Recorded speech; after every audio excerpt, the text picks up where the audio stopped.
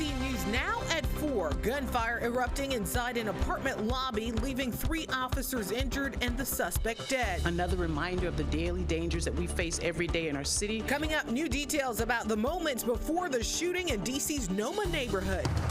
Plus, a week out from Inauguration Day, all eyes on security in the nation's capital. What the district is doing now to ensure safety on January 20th. It may have been warm today, but another surge of colder air is arriving tonight. We'll talk about how long this burst of cold will stick around. Then, 2 Maryland counties asked to conserve water, how long it could take for the request to be lifted. And doink! And a win. Coming up, reaction to the Washington Commanders' wild card playoff victory. You're watching the station covering all of the DMV. This is DC News Now. And thanks for joining us for DC News Now at 4. I'm Mark Hall. Hey, good afternoon. I'm Annalisa Gale. We begin with some news in the district this afternoon where 3 police officers are now recovering after a shootout with a suspect. DC police say that suspect is now dead. And Annalisa, it happened inside of the lobby of an apartment complex in the Noma neighborhood early this morning. Yeah, that's where we find DC News Now's Liberty Simmons in Northeast Washington. She's joining us live. Liberty, how are the officers doing this afternoon?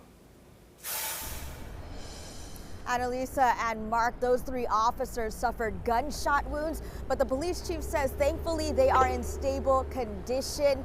And we caught up with the DC Police Union chairman, who is calling this shooting frustrating. The Department of Forensic Services could be seen snapping photos inside this patrol car outside of MedStar Washington Hospital after 3 DC officers were struck by gunfire. Police were called to an apartment building in Union Market at 4:30 a.m. for a man shooting in the lobby. It's a weird thing to hear about a building you live in, obviously, but yeah, I don't know. During the struggle, the suspect discharged his gun at the officers, and the officers returned fire, striking the suspect. Now the DC Police Union is calling out the dangers of staffing shortages on the police force. Here in the District of Columbia, the #1 problem we have is that we're in the middle of a staffing crisis. And this is just another example of how dangerous it can be for citizens and police officers alike. We are low in numbers, and I don't think that's any different from a lot of the other partners that are here today. What I will say is that our officers are resilient. DC Police confirmed 1 officer has 5 years on the force, the second has 6 years, and the 3rd officer has 6.5 years on the force. The suspect died at the scene. The takeaway here is that a lot of folks are saying crime is down. You should be happy about that, but I think it's a little premature to be taking victory laps. And police say that they will release the identity of the suspect after their family has been notified. Meanwhile, the shooting will be investigated by the U.S. Attorney's Office. For now, live here in Northeast D.C., Liberty Simmons, DC News Now. Liberty, thank you. Let's turn now to the forecast. It was a fairly warm winter afternoon, but Annalisa, we're in for a chilly night. Yeah, I'll take the break there. Meteorologist Damon Matson joining us now this Monday. Damon, nice to see some 40s. Not just 40s, Annalisa and Mark, not just 40s. How about a 50? DC just hit the 50-degree mark. Yeah, folks, we got some warmer air out there today. We had this trend start over the weekend. We did climb back above freezing. We did see some of that snow and ice melting over the last couple of days. But today, we really made a dent in that with how warm these temperatures have gotten to. And on top of that, you saw it in the live shot there. We had some sunshine also in the mix. So what a fantastic change of pace, especially if you were really starting to get sick of that colder air that lingered around most of last week. And hey, there's that sunshine again. We still do have some clouds lingering, especially to the north and west near the I-81 corridor. But for the most part, this cloud deck is continuing to break up as we head later into the evening time. Now, as the sky does clear out, we are going to start to notice those temperatures on the decline. A frontal boundary, it swept on through earlier today, and behind it here, we're about to get our next surge of colder air. So hopefully you were able to soak up those warmer temperatures this afternoon. Folks, we'll let you know how cold it's about to get and how much those wind chills are also going to drop as we go over the next couple of days. Coming up in a full look at your forecast here in just a bit.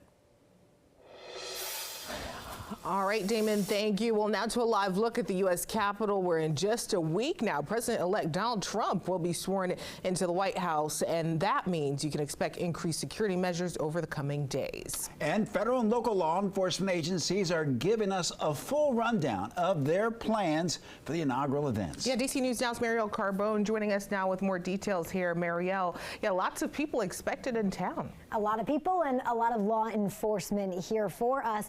The Secret Service says it has been preparing for the inauguration for at least a year now. It is a designated national special security event, meaning they are using every available resource possible, and they say everyone should feel safe. With 1 week to go until the 60th presidential inauguration, security plans are already in place across the district. We are 100% confident in the plan that we have put in place for this inauguration. Special Agent Matt McCool is with the Secret Service, which is leading security for the events. He says visitors and residents should expect to see a heightened presence. Lots of anti-scale fence. They will see tactical teams, officers, and agents on rooftops. 25,000 law enforcement and military personnel will be on the ground, including D.C.'s entire police force, 4,000 additional officers from across the U.S., and 7,800 National Guard members. On the Metro, we'll have over 900 security uniformed personnel. They'll be walking trains, they'll be in platforms, bus areas. Right now, the FBI says there is no specific or credible threats for the inauguration.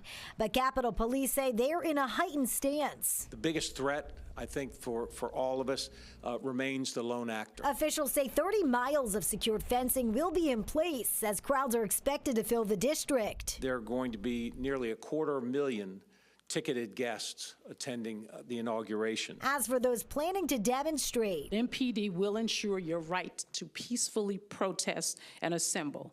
However, violence, destruction, and unlawful behavior will not be tolerated. now, the biggest impact for businesses and residents here, it will be in those areas of Union Station, the Convention Center, the Capitol grounds, and the National Mall. Mark and Annalisa, the city, it has launched a few resources to help you navigate your way around the district over the next week, and we've got those details for you on our website, that is dcnewsnow.com. Studio, I'm Marielle Carbone, DC News Now. Marielle, thank you. And in addition, Metro will open at 4 a.m. on Monday with increased service on the Red Line. Service will be suspended from Saturday night through Tuesday morning at several stations, including McPherson Square, Federal Triangle, Smithsonian, Mount Vernon Square, and the Archives Metro stops. Meanwhile, the inaugural viewing area outside of the Wilson building is now in place. The stage has 154 seats, all of which Mayor Muriel Bowser says will be full. Now, the price tag to build, $1.5 million. The importance of us having our building on Pennsylvania Avenue and being the only jurisdiction that can participate in that way is powerful. While I don't like that the costs have gone up so much, I think it's important to do it every 4 years. Construction costs are up roughly $1 million from 2017. And happening now, roughly 2 million customers in Maryland have been asked to limit their water usage. The advisory from WSSC Water is in place across all of Montgomery and Prince George's counties. WSSC says it's in response to 69 of their water main breaks and leaks there. A full report on this will be coming up at 4:30. In the meantime, you can read more about this on our website, dcnewsnow.com. Search water limit.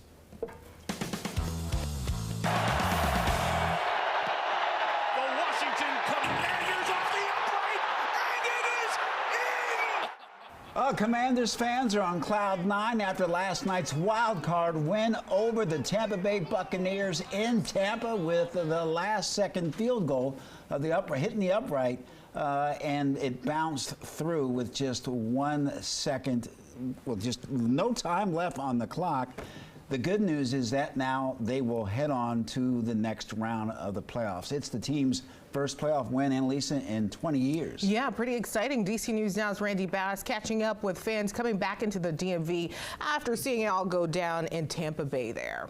And she joins us now at the team's home in Landover. And Randy, still a lot of excitement, and the game ended late last night. Oh yeah, those fans are excited, and this Commanders team has really kept us on our toes all season long, from some game-winning Hail Marys to these last-second field goal attempts. Last night's doinked field goal sealing the deal for the team, sending them to the second round of the NFL playoffs for the first time in decades. And fans we caught up with today just can't get enough of it. The Washington Commanders off the It was the doink heard round the world. I thought it was going to doink and then hit the floor, but it doinked and went in, so I was like, ball game, we going to Detroit. Excited Commanders fans rocking their burgundy and gold on this Victory Monday, getting back home from that playoff win in Tampa into Dulles Airport this morning. I was nervous on pins and needles and heard the donk, and it went the right direction, and the rest is history. Rich Shirley and thousands of other Commanders fans got to see it with their own eyes last night. He was there to see the team win their last playoff game 19 years ago, and he's been waiting for that feeling again ever since. Especially after Snyder and all that, and the heck that we were put through for a couple decades. Yeah, it's victory was sweet, and on to Detroit. Some Commanders fans still recovering from last night's thriller. Ashik Manan says he stayed until they kicked them out of the stadium. We were screaming for a while. Voices are hoarse, but it was amazing. It was unbelievable. It was just a lot of screaming. The team rocking after knocking the Buccaneers out of the playoffs. Everything that this organization been through, the franchise been through, to get to this point, man, it's nothing but a blessing. And as for the fans' message to the team heading to Detroit, We ain't here for a good time, we're here for a long time. Redskin country, baby, let's go.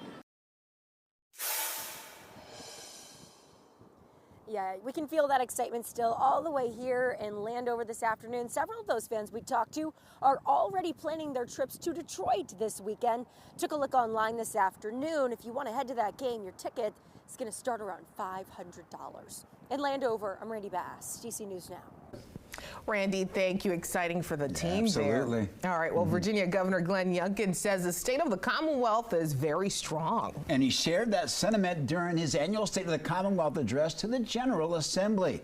The governor enters his final year in office, and he highlighted several accomplishments, including what he called record investments in K-12 education and also $5 billion in tax relief.